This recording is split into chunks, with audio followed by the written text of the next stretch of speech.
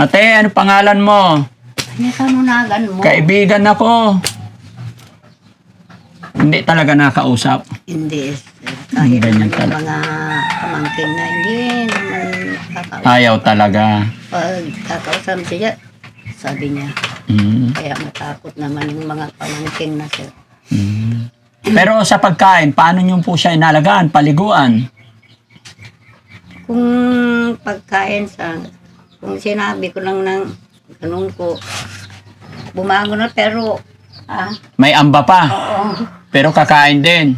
kung alisin ko lang siya o kumain. Pag maligo naman, Nung maligo, sabi ko, ganun ko. oo, susunod naman. Kung alis na ako, oo, susunod. Pero pag magdudumi siya, marunong na pumunta sa CR. Opo. Mabuti. Bagong ngayon. Pero muntik na namatay sa buwan na ano yun. Hindi na tayo ng kalkulusyon yun. Nahilo siya tapos muntik na ipakpak dito pang ingitang ginanon yung pamangkin niya. Hindi na kumain. Tapos may mga peklat pa siya sa braso, Lola. Kinakagat na. Kinakagat niya sarili niya. Opo. Kawawa naman. Hello po. Anong gusto mong ulam, ate? Nakanukait mo siya. Anya kayat mo? Nakanukayat mo nga sila. Ate, kaya mo ti ponte? Masaya. Sinsya na kayo mga kababayan. Gusto kong matutong mag-Ilocano. No, ate, anya ti kayat mo ti sida? Kayat mo ti punte? Kahit mo kano. Anak kahit mo sila kano. Oo. Ha? Anak kahit mo ikastol.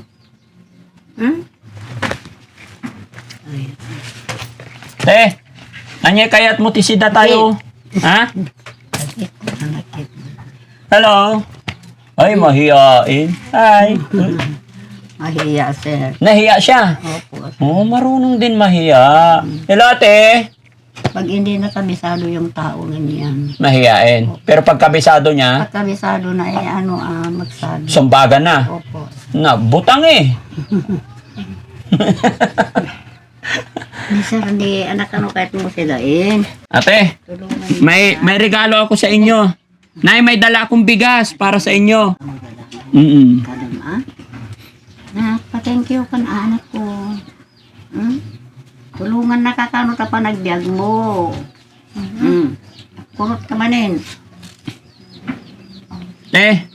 May dala akong bigas. Kita mamin tarupam kanya da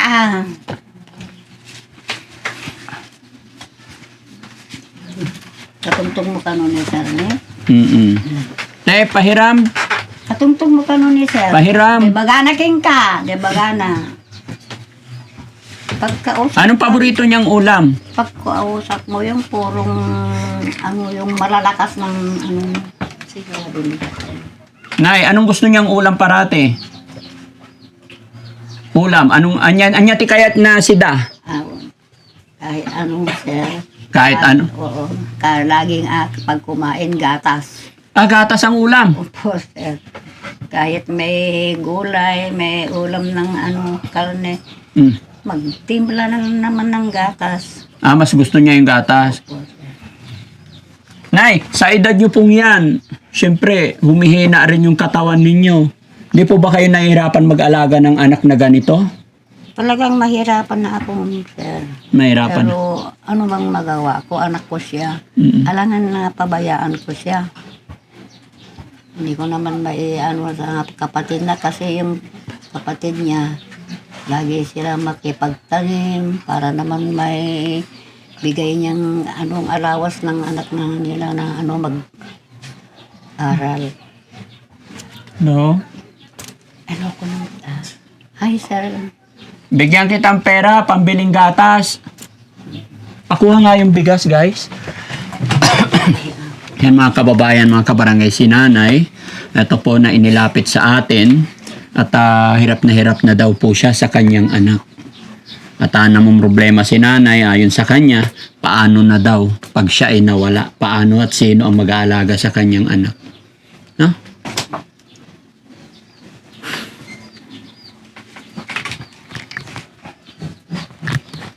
Yung kinatakabutan ko pa, may sakit ako. Bigla naman, sabi ng doktor na may sakit, medyo namamaga yung puso ko. Namamaga ang puso. Opo. Bakit? Napacheck up niyo po, Lola? Opo, sir.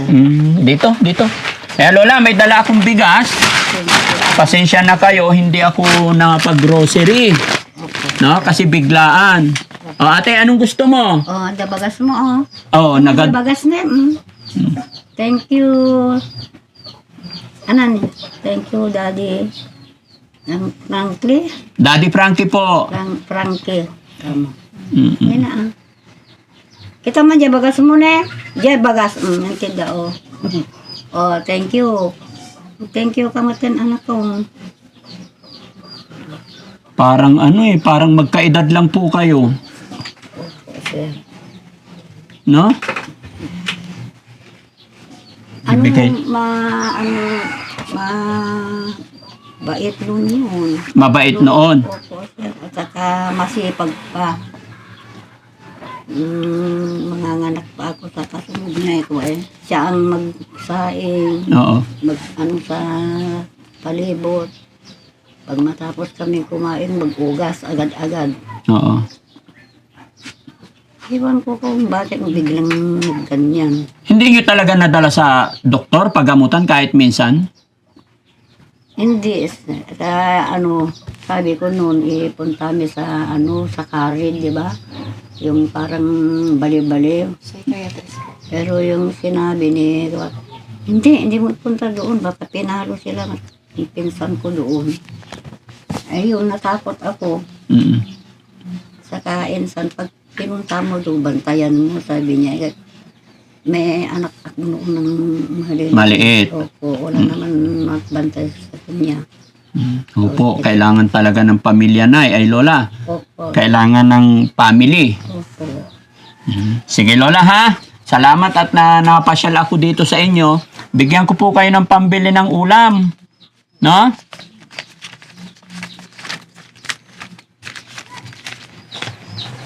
Lola, may dala akong 5,000 dito. Pambili nyo po ng ulam. Gatas. Sige po. Thank you, sir. Ayawan ko kung gaano po ako magpasalamat sa ibibigay mo namin, sir. Nang tulong mo kaya ang anak ko. Ay, Diyos na lang ang ipagdasal ko lang sa mga Diyos ang mo habang buhay mo at saka ng katawan mo, sir. Opo, Lola. Yun lang Sige po, ang Lola. pwede ko pagpasalamat, sir. Tanggapin nyo po. Para sa inyo po yan. Ne, kita ba niya, dakwartam? Ne? Bakit? Thank you ko naman, Madik ko sabi mo. Thank you, sir ko naman, anak ko. Okay lang po yan, Lola. Huwag nyo na pong pilitin. Naintindihan na po natin yan. Mahalaga po, mabilihan nyo siya ng gatas niya kung yun ang gusto niya. Pati kayo na rin po. Inom kayo ng gatas para lumakas pa.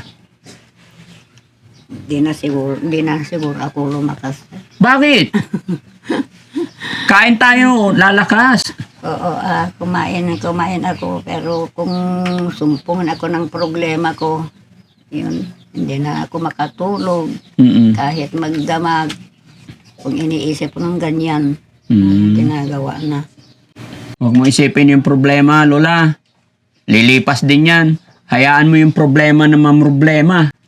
No? Hindi naman maiwasan, sir. Hindi maiwasan. Po. Sige po. Wala na akong kasama. Oo. Mag-alaga sa kanya, di siyempre, iniisip ko lang. Thank you ka nga, Ruben. Ate! Okay ka lang? Alis na po kami. Pumanaw na ka nun. Pakita kami na tayo, pakita na kay Jenny, o kuin da kay Jenny, picturean da ka. Picturean da ka. Ha?